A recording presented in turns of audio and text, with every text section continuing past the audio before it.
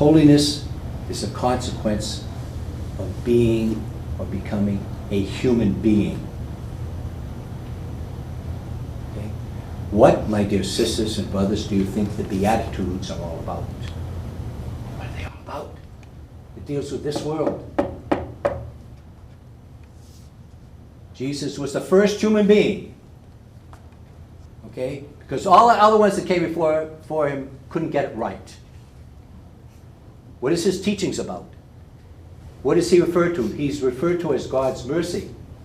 He's referred to as God's compassion. He's referred to as God's truth. He himself refers to himself as the truth, the way, and the life. Be a human being. I give you all the ingredients to do it. Do it, please, and then what will happen? Holiness is the consequence. And prayer is the expression of our true selves in the intimate relationship with our God.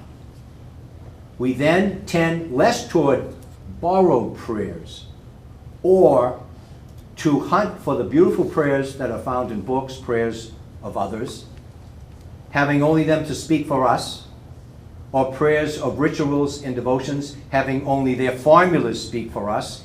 And we tend more to the prayer that is truly mine, the true sharing of my real self. In other words, declaring my love for God and my desire to be the person God loved into existence to be honest and open in how I feel and think about God and how I would like to feel and think about God. The basis for prayer is the raising of our minds and hearts to God, and it is this gesture that makes our prayer so profound, because it involves our entire selves and gets directly to the matter at hand. Now, with that said, yes, we always went to the saints. We always went to the books when we were beginning. We needed that.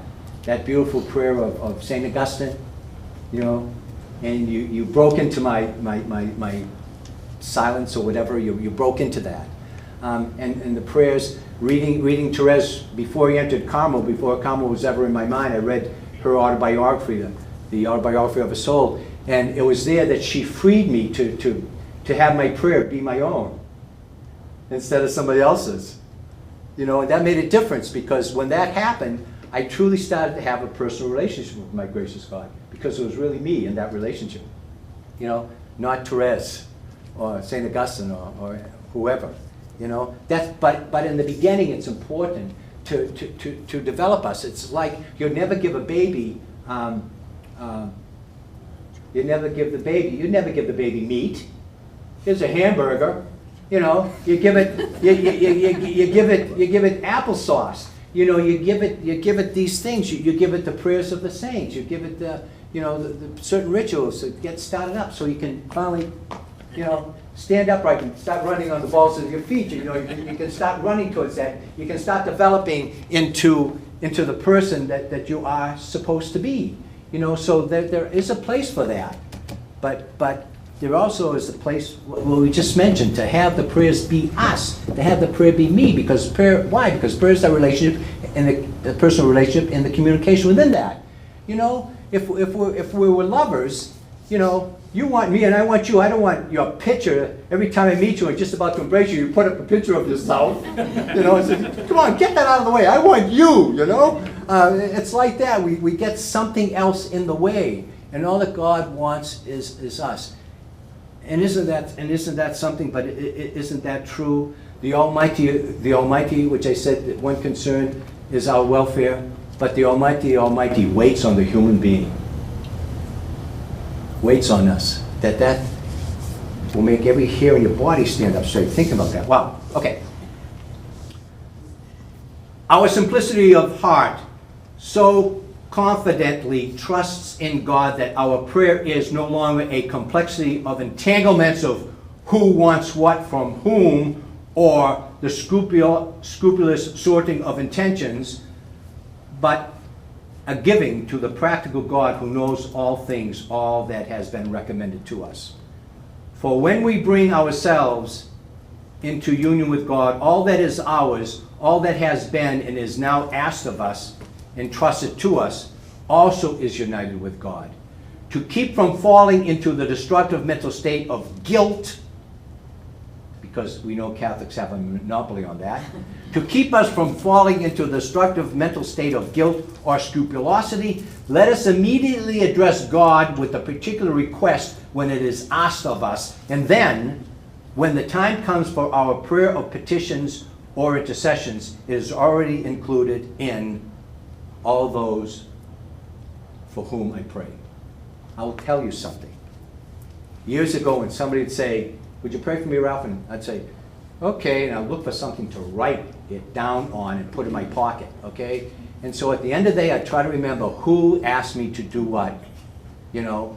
And that's probably why I'm gray now, trying to figure that out. And then, you know, who would know this burden that this poor soul is going through, trying to remember who asked him to pray for something, you know? And then I realized later, you know, when that's in my head, well, that's in me. That's in me. And I realize that when somebody says, well, pray for me, pray for my grandchild, and I'll do that right then and there. And then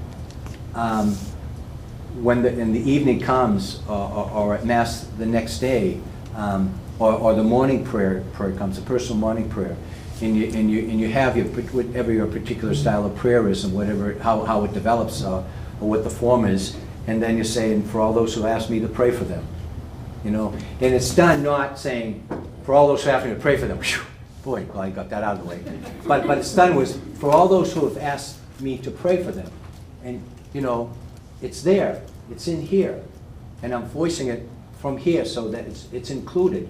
But I had to work to get to that point, you know, so I can say it and act it out and not feel guilty, you know. So if I can do it, everybody can do it, you know. And I think that's good to know, because I think some of us might struggle with that. Okay, to keep us from falling, okay, which I said hopefully won't be falling down to scrupulosity or guilt when we say for all those for whom I pray. Yet we cannot help having distractions in our relationships, in our relation with God and our prayer with God. We cannot help having distractions. Our wandering imagination, images recalled by our memory, our curiosity, and our senses that are always collecting impressions. However, if we reject them as soon as they appear, such distractions are not false. Stay with me on this. Therese says, quoting her, okay, I too have many distractions, but as soon as I notice them, I pray for the persons who occupy my imagination, unquote. Thus, our distractions can become occasions for prayer. Okay. The distractions become a prayer, the distractions can become, if we allow it, the distractions can become a prayer of petition, praise, and thanksgiving. Okay? Now, you heard Debbie say that I'm a confessor to his sisters. Okay. And I'm not breaking any